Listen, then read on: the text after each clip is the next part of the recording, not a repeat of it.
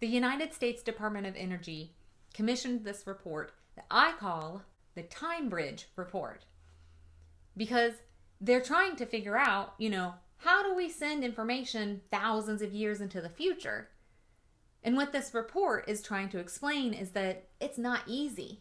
And what makes it so difficult is that there are a mind-boggling number of ways that we lose information.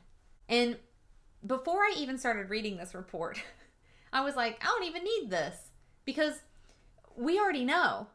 We forget. We know that languages fall out of use.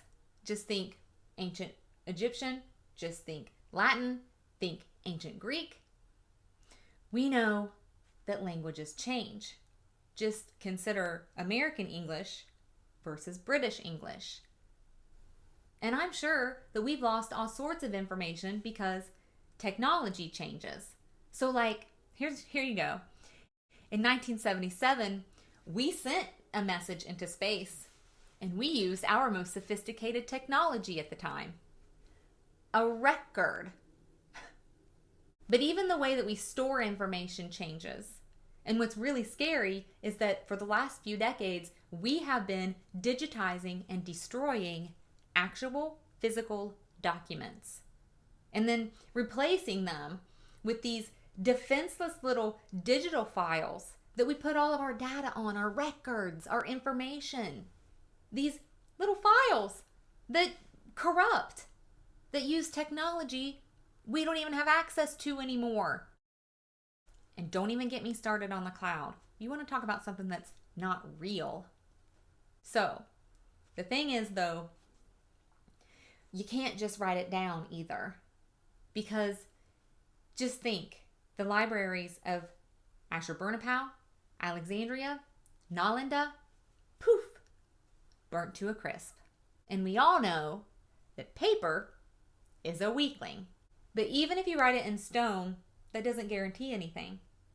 Because, when ancient Egyptian hieroglyphs fell out of use and we forgot how to read them, it took centuries to get that knowledge back. And that's the thing. Just because you know what things say doesn't mean you know what they mean. And I can promise you that there are all sorts of ancient texts that have been misunderstood, misinterpreted, and mistranslated because we don't know what things mean. I think one of the saddest ways that we lose information is when we destroy it. And whether it's accidentally because somebody didn't recognize that it is information,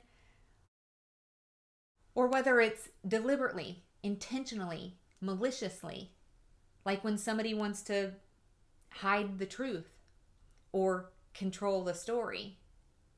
So, yeah, there's 1,000,001 ways that we can send a message through time, and 1,000,000 reasons why it won't work.